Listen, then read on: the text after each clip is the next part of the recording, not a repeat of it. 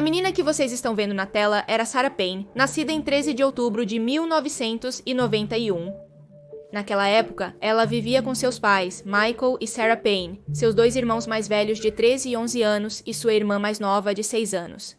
Sua casa ficava em Hersham, Inglaterra, a algumas horas da casa de seus avós paternos, que é onde essa história acontece. Não há muito mais para dizer sobre Sarah, pois ela tinha apenas 8 anos quando tudo isso aconteceu. Então, além de seus laços familiares, não temos muito mais a dizer. A família estava bastante organizada em relação ao cuidado das crianças. A mãe de Sarah trabalhava em um bar durante o dia e o pai à noite. De manhã, Sarah levava suas filhas e as levava para o trabalho com ela, e quando chegavam à tarde, o pai já estava acordado, então todos tinham um momento juntos. O 1º de julho do ano 2000 foi um dia completamente normal até certo ponto. As meninas foram trabalhar com a mãe e quando voltaram à tarde, todos começaram a juntar as malas para viajar para a casa dos avós. A casa dos avós ficava em um lugar muito bonito na costa em Kingston Gorse. O lugar era bastante tranquilo, tinha um espaço enorme para brincar, não tinha trânsito. Em linhas gerais, parecia o lugar perfeito para passar umas férias com os meninos. Parecia muito seguro. Infelizmente não foi. Naquele dia, 1º de julho, após o almoço, a família decidiu que a melhor coisa a fazer seria dar um passeio na praia. Passear, conversar e aproveitar o dia. Depois de um tempo de passeio, o avô sugeriu visitar a vila. Claro que os 2 filhos mais velhos queriam passear sozinhos, queriam mais visitar as coisas por si mesmos, mas tiveram que acompanhar suas 2 irmãs, pois eram responsáveis pelo seu pequeno grupo e, embora normalmente cuidassem de suas irmãs da melhor maneira possível, nesta oportunidade aconteceu algo muito infeliz. Os adultos então decidiram ir conversar um pouco em um bar na vila, enquanto as crianças brincavam sozinhas. Lembremos que este grupo era formado pelos irmãos mais velhos de 13 e 11 anos. Por Charlotte, a mais nova, e por Sarah, que é a vítima desta situação. As crianças então, à tarde, estavam brincando em um campo de milho até que, de repente, Sarah decide que seria melhor voltar para casa. Isso acontece às 8 da noite. Ela inicia o caminho até a casa dos avós que estava a alguns metros e nunca chega. Os pais chegaram em casa, perceberam que Sarah não estava, os irmãos diziam que não sabiam onde ela poderia estar, que ela tinha querido voltar, e então a família chama a polícia.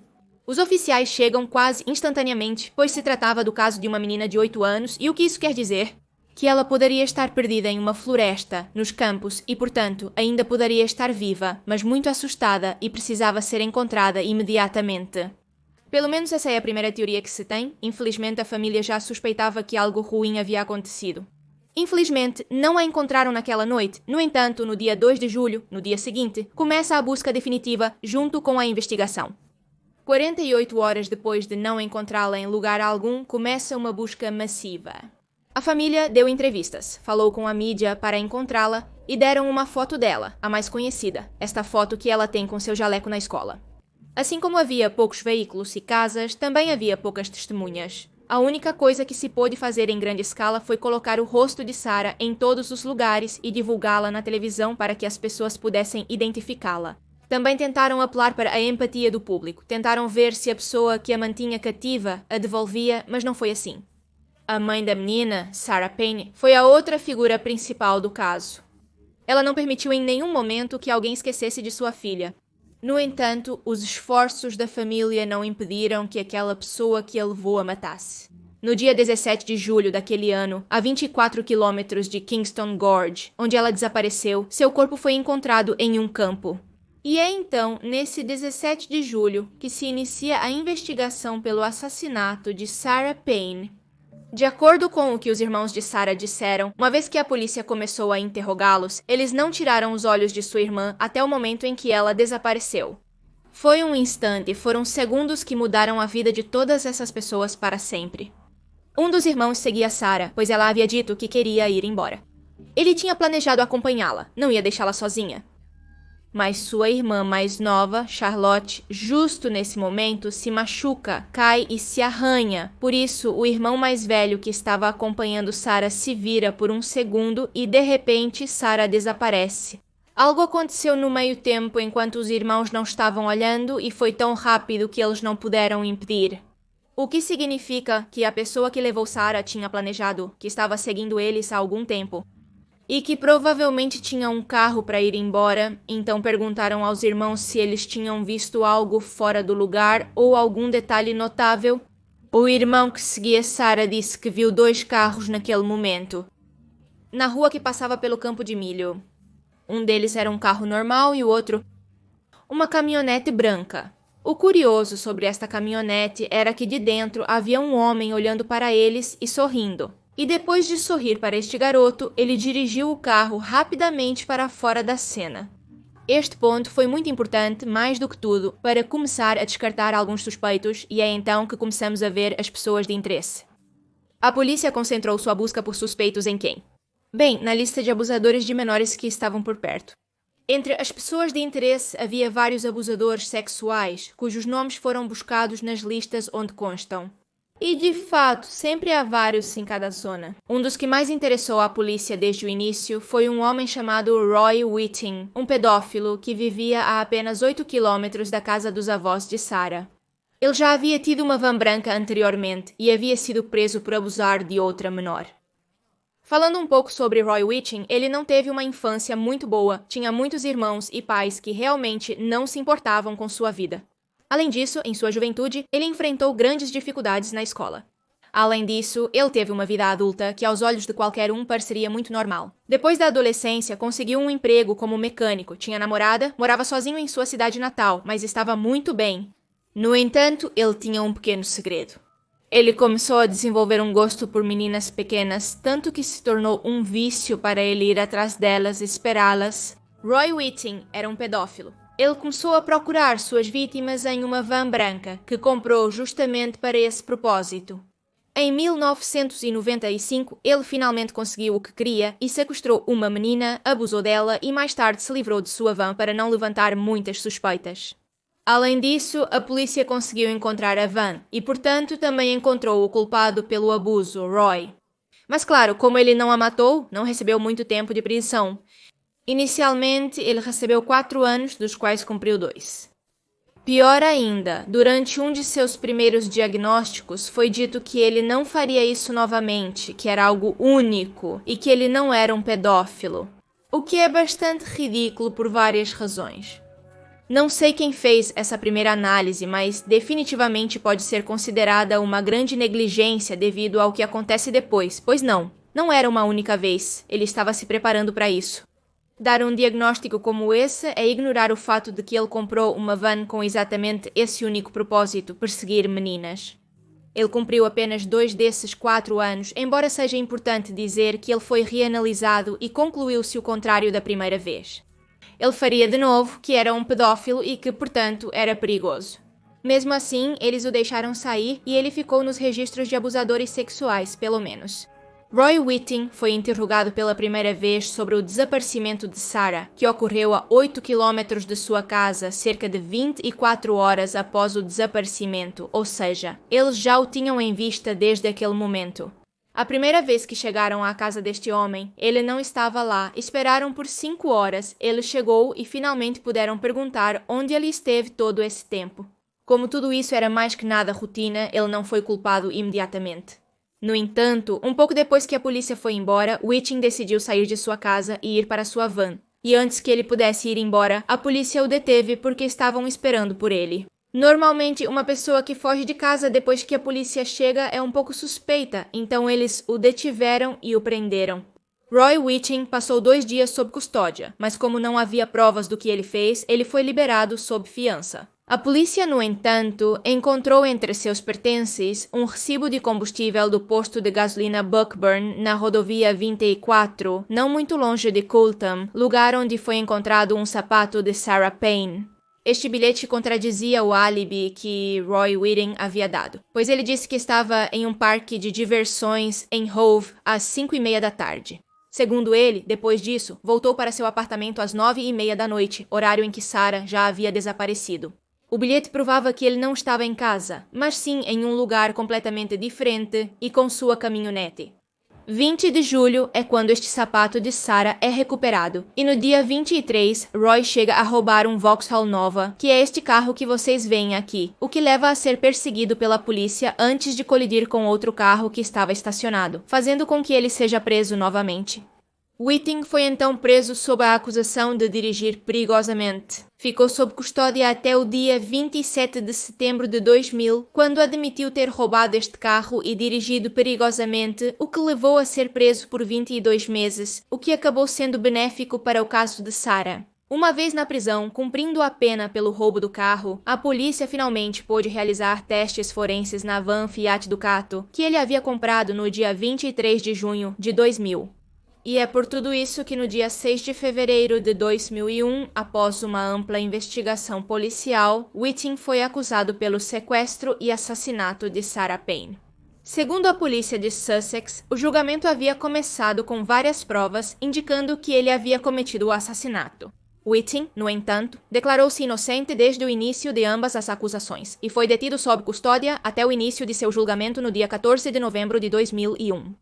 De fato, como ainda estava cumprindo tempo de prisão pelo roubo do carro, no momento em que deveria ser libertado, permaneceu na prisão apenas porque estava à espera do julgamento, o que provavelmente impediu que ele fugisse, que fizesse o mesmo novamente e, portanto, impediu que tivesse outras vítimas. Finalmente, no dia 14 de novembro, o julgamento foi realizado e as testemunhas-chave incluíram o irmão mais velho de Payne, que havia visto passar um homem desalinhado e com dentes amarelados. No entanto, a decisão final foi um pouco atrasada, pois quando ele teve que identificar o agressor, a pessoa que ele tinha visto naquele momento em uma parada de identidade, ele não o fez, apontou para outra pessoa. O sapato que foi encontrado foi uma das principais chaves deste caso, pois ao ser submetido a testes forenses, resultou que nele foram encontradas fibras da van de Whiting. Além disso, também foi encontrado um tufo de cabelo loiro dentro desta van. O teste de ácido desoxirribonucleico com este tufo de cabelo indicou que havia uma possibilidade em 1 bilhão de pertencer a alguém que não fosse Sarah, o que, em poucas palavras, significa que o tufo de cabelo era de Sarah. Em 12 de dezembro de 2001, após 4 semanas de julgamento, Whiting foi condenado pelo sequestro e assassinato de Sarah Payne e foi sentenciado à prisão perpétua.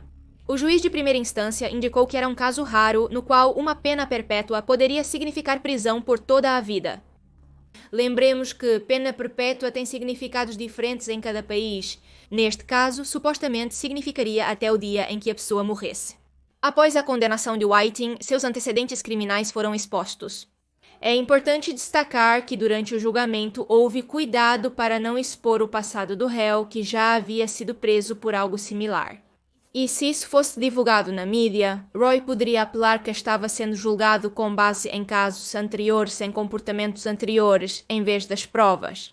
Mas como houve tanto cuidado envolvido, isso não veio à luz e, portanto, não pôde ser apelado. E neste ponto, então, começou-se a falar sobre o acesso público à lista de ofensores sexuais, justamente para a segurança da comunidade. O fato de uma lista como essa ser pública torna muito mais fácil ter cuidado em relação a certas pessoas. É uma grande medida de prevenção e é algo que acabaria sendo resolvido anos mais tarde. No dia 24 de novembro de 2002, o ministro do Interior ordenou que Roy Whiting cumpriria um mínimo de 50 anos de prisão. Isso o tornou inelegível para a liberdade condicional até o ano de 2051, o que significa que ele teria que viver pelo menos até os seus 92 anos para sequer pedir para ser solto. E lembrem-se do que eu sempre digo, eles podem rejeitar esse pedido. O que também significa que provavelmente ele estará lá pelo resto da vida oficialmente, já que ele também pode morrer antes dos 90 anos. No entanto, com o passar do tempo, Whiting tentou sair mais cedo. Em 2004, ele apelou para reduzir sua sentença, que foi alterada de 50 anos em 2010. Para 10. Isso estava acontecendo principalmente porque havia várias reclamações sobre quanto tempo eles poderiam passar na prisão, qual era o limite humano para isso. Além disso, após muita discussão, chegou-se à conclusão de que ele passaria 40 anos na prisão, nem 10 nem 50. Claramente a família de Sarah estava muito decepcionada com a situação. Está certo que, de qualquer forma, ele sairia aos 82 anos, ou pelo menos teria a possibilidade de pedir para sair aos 82 anos, mas ainda assim, a mudança de sentença foi bastante injusta para a família. Ainda mais quando é possível que ainda tenha vítimas uma vez que ele saia. Mas deixando isso de lado, há uma coisa boa que surgiu de tudo isso, e é a Lei de Sara. Houve uma campanha durante todo esse tempo, na qual se queria que o governo permitisse o acesso controlado ao registro de delinquentes sexuais, que é o que venho dizendo há alguns minutos. Assim, os pais de crianças pequenas poderiam saber quem está perto de seus filhos e quem não deixar perto deles. Ou onde ter mais cuidado. A mãe de Sarah Payne sempre insistiu que essa lei poderia ter salvado sua filha. Então, em 2008, foram iniciados os testes correspondentes para poder trazer isso à luz. Em 2010, foi revelado que os testes foram bem-sucedidos e o plano de divulgação de criminosos sexuais infantis seria ampliado para toda a Inglaterra e País de Gales na primavera de 2011. Então é algo que definitivamente este caso conseguiu, poder salvar outras vidas com esta nova proposta. Por outro lado, os pais de Sarah receberam uma indenização de 11.000 libras, o que foi considerado pela mãe de Sarah como uma piada perversa, apesar de ser o que a lei podia fazer. Ou seja, era o máximo que poderia ser dado a eles como indenização naquele momento. E apesar de que, acima de tudo, parece que as coisas acabaram bem, ou pelo menos algo pôde ser feito a partir desta tragédia, como por exemplo a lei que discutimos antes, os pais de Sarah não passaram nada bem. Neste vídeo pode parecer que eles eram corajosos, que tentaram resolver as coisas apesar de toda a dor, que a família estava unida, mas isso não significa que tudo isso não tenha ocorrido com muita dor. O pai de Sarah não lidou bem com a sua perda. Michael Payne, aos 45 anos, foi encontrado em sua casa numa segunda-feira à noite. A polícia não conseguiu encontrar nenhum culpado, pois não havia, já que Michael, naquela noite, decidiu tirar a própria vida e provavelmente acabar com toda a dor que estava sofrendo. Sua filha Charlotte publicou uma foto de seu pai no Facebook junto com uma mensagem que dizia que estava inconsolável e que não importa o que aconteceu e quantos erros todos nós cometemos, você sempre será meu pai. Depois também acrescentou: desculpe, não pude te salvar, papai.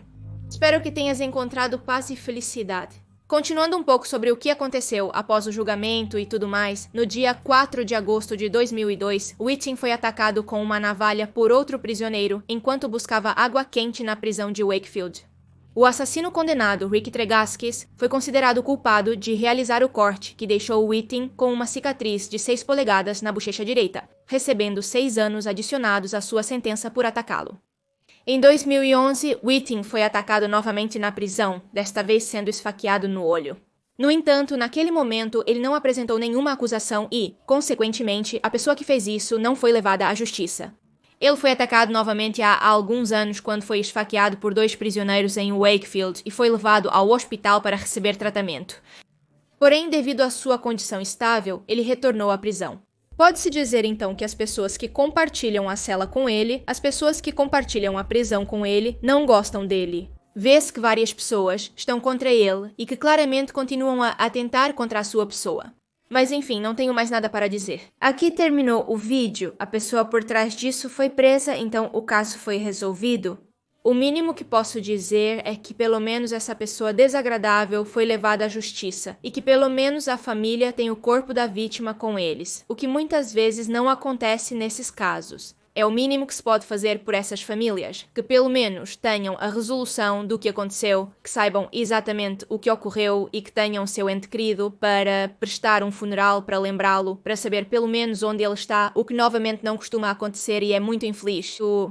Então bem, aqui terminamos, este é todo o caso.